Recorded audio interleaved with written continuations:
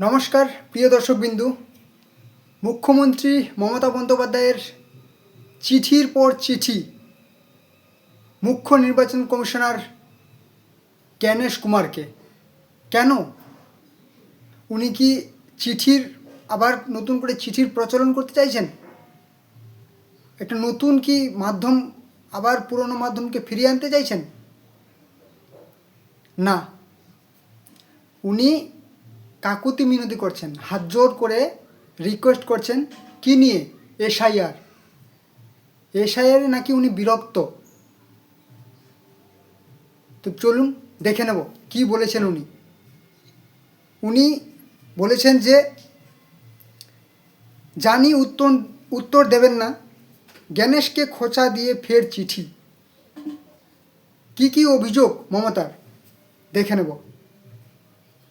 এসআইআরের শুনানি, হয়রান হচ্ছে সাধারণ মানুষ শুনানিতে। ইতিমধ্যেই এসআইআরের জন্য উনি বলেছেন, মুখ্যমন্ত্রী মমতা বন্দ্যোপাধ্যায় বলেছেন, ইতিমধ্যেই এসআইআরের জন্য রাজ্যের ৭৭ জন মানুষ মৃত্যু হয়েছে। ৭৭ জন মানুষের 4 জন আত্মহত্যার চেষ্টা করেছেন উনি দেখিয়েছেন। 17 জন অসুস্থ হয়ে চিকিৎসাধীন আছেন। এত খবর রাখেন উনি। আবার কি বলেছেন?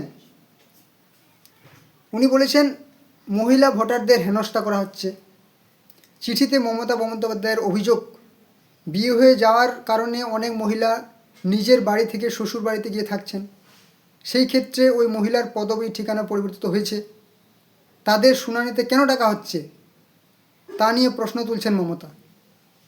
এবার বলেছেন পর্যবেক্ষকদের ট্রেনিংয়ের অভাব নাকি বলে। এসআইআরে কাজ খতিয়ে দেখার জন্য রাজ্যের পর্যবেক্ষকদের নিযুক্ত করা হয়েছে।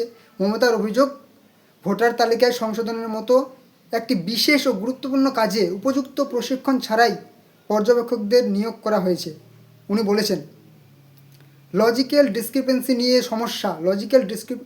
ডিসক্রিপেন্সি নিয়ে বারবার অভিযোগ তুলেছেন তৃণমূল কংগ্রেস।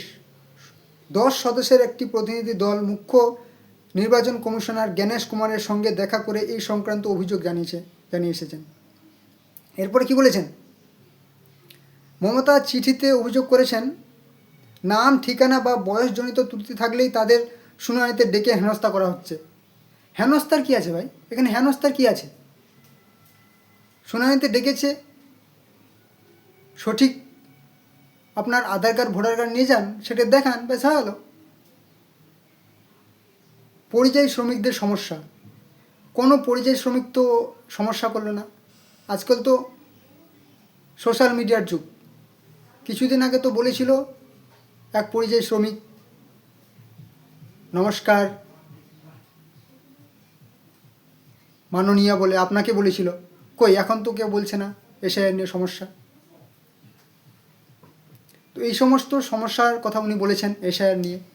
আসলে এই সমস্ত সমস্যা কী কারণে সেটা পরিষ্কার বোঝা যাচ্ছে। দেখুন, এর আগে এখনও পর্যন্ত 12টি রাজ্য কিংবা কেন্দ্রশাসিত অঞ্চলে এসআইআর হয়েছে। কোনো রাজ্যের মুখ্যমন্ত্রী কিন্তু আমাদের রাজ্যের মুখ্যমন্ত্রী মমতা বন্দ্যোপাধ্যায়ের মতো কিন্তু চিঠির পর চিঠি মুখ্য নির্বাচন কমিশনার কিন্তু চিঠি এতবার পাঠায়নি। অসুবিধা কোথায়? সাধারণ মানুষের তো কোনো অসুবিধা হয় না। হিয়ারিংয়ের জন্য ডাকছে, যান, অসুবিধা কোথায়? একটু সময় দিতে পারবেন না? আপনার যদি এ রাজ্যের স্থানীয় বাসিন্দা হন, দেখান না প্রমাণ। আপনার তো কোনো অসুবিধা নেই। তাহলে কি আপনি ভিন রাজ্যের বাসিন্দা নাকি? না, আপনি তো নন। তাহলে কি সমস্যা? ও, আপনার কি ভোটার কেটে যেতে পারে? সামনে ইলেকশন আছে, অনেক ভোটার কেটে যেতে পারে নাকি? এটা কি সমস্যা? তো আপনারা বলবেন প্রিয় দর্শকবিন্দু, কি কারণ?